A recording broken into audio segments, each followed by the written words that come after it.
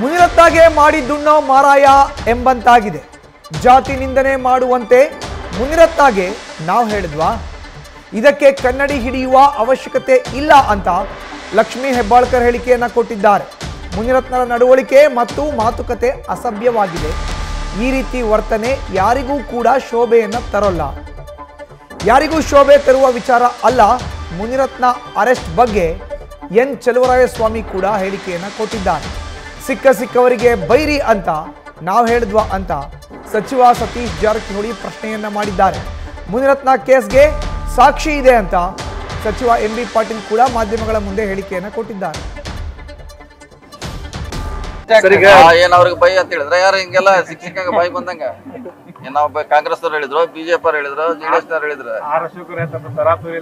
ತರಾತುರಿ ಎಲ್ಲಿ ಹೇಳಿದ್ರ ಮಾಡ್ದಿಲ್ಲ ಅಂದ್ರ ಮಾಡಿಲ್ಲ ಅಂತ ಹೇಳಾರ, ಮಾಡಿದ್ರ ಹಿಂಗ್ ಹೇಳಾರ. ಯಾರು ಮಾಡ್ತಾರೆ ದೇಶದಲ್ಲಿ ದ್ವೇಷದ ರಾಜಕಾರಣ? ಯಾರು ಮಾಡ್ತಾರೆ? ನಮಗೂ ಎಲ್ಲರಿಗೂ ಗೊತ್ತಿದೆ.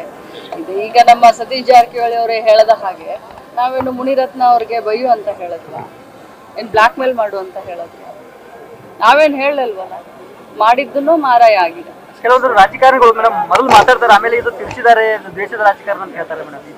ನೋಡಿ, ಒಂದೇ ನಿಮಿಷ ಹೇಳ್ತೀನಿ. ಕೆಲವೊಬ್ರು ಮಾತಾಡ್ತಾರೆ, 90% ಮಾತಾಡ್ತಾರೆ.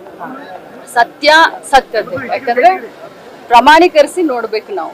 ಬಟ್ ಇದು ಏನಿದೆ ಅನ್ನೋದು ತಮಗೆಲ್ಲರಿಗೂ ಗೊತ್ತಿದೆ. ಇದಕ್ಕೇನು ಕನ್ನಡಿ ಹಿಡಿಯುವಂತ ಅವಶ್ಯಕತೆ ಇಲ್ಲ.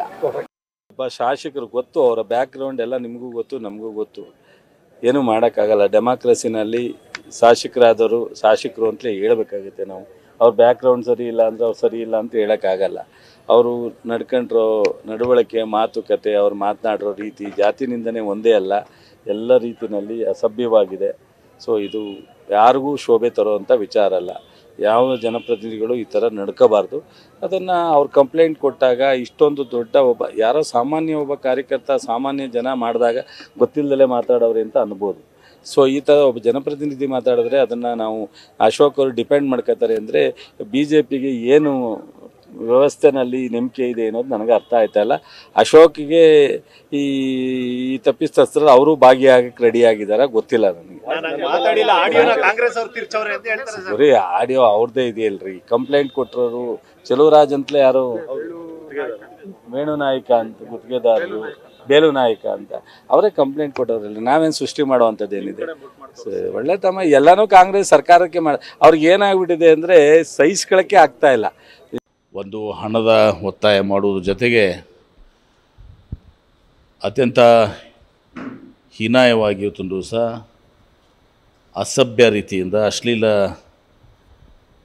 ರೀತಿಯಿಂದ ಆ ಆಡಿಯೋದಲ್ಲಿ ವರ್ತನೆ ಮಾಡಿದ್ದಾರೆ ಅಂತ ತಿಳಿದು ಬಂದಿದೆ. ಈಗ ಅವ್ರನ್ನ ಬಂಧಿಸಿದ್ದಾರೆ. ಈಗ ಅವರು ಆಂಧ್ರ ಅವರು ಪರಾರಿ ಆಗುವ ಸಂದರ್ಭದಲ್ಲಿ ಬಂಧಿಸಿದ್ದಾರೆ. ತನಿಖೆ ಆಗ್ತದೆ. ಯಾಕಂದರೆ ತನಿಖೆಯಾಗಿ ಅದರ ಸತ್ಯಾಸತ್ಯತೆಯನ್ನು ತಿಳ್ಕೊಂಡು ಉಗ್ರವಾದಂಥ ಕ್ರಮ ನಾವು ಕೈಗೊಳ್ತೀವಿ. ಯಾಕಂದ್ರಲ್ಲಿ ಭಾಳ ಜಾತಿ ನಿಂದನೆಯೂ ಬರ್ತದೆ. ಹೆಣ್ಣುಮಕ್ಕಳ ವಿಷಯದಲ್ಲಿ ಕೂಡ ಏನೋ ನನಗೆ ಸತ್ಯಾಸತ್ಯತೆ ಗೊತ್ತಿಲ್ಲ, ಯಾಕೆ ನಾನು ನೋಡಿಲ್ಲ, ಅದನ್ನು ಮಾಧ್ಯಮದಲ್ಲಿ ತಿಳ್ಕೊಂಡಿದ್ದೀನಿ. ಹೀಗಾಗಿ ಅದೆಲ್ಲವೂ ಸತ್ಯ ಆಗಿದ್ದರೆ ಇಂಥವ್ರಿಗೆ ಕ್ಷಮಕ್ಕೆ ಅರ್ಹರವರು. ಒಬ್ಬ ಜನಪ್ರತಿನಿಧಿಯಾಗಿ ಇಂಥ ಕೆಲಸ ಮಾಡುವಂಥದ್ದಲ್ಲ. ನೋಡಿ, ಒಂದಕ್ಕೊಂದು ಟ್ಯಾಗ್ ಹಾಕೋಕೆ ಹೋಗಬೇಡಿ. ಚೆನ್ನಾರೆಡ್ಡಿ ಅವ್ರದ್ದು ಆಗಿದೆ. ಯಾವಾಗ ಚೆನ್ನಾರೆಡ್ಡಿ ಅವ್ರದ್ದು ಅದರಲ್ಲಿ ಏನೂ ಪಾತ್ರ ಇಲ್ಲ. ಇಲ್ಲಿ ಸಾಕ್ಷಿ ಸಮೇತ ಇಲ್ಲಿದೆ. ನ್ಯೂಸ್ ಫಸ್ಟ್, ನಿರ್ಭೀತಿಯಿಂದ ನಿಮ್ಮ ಪರವಾಗಿ.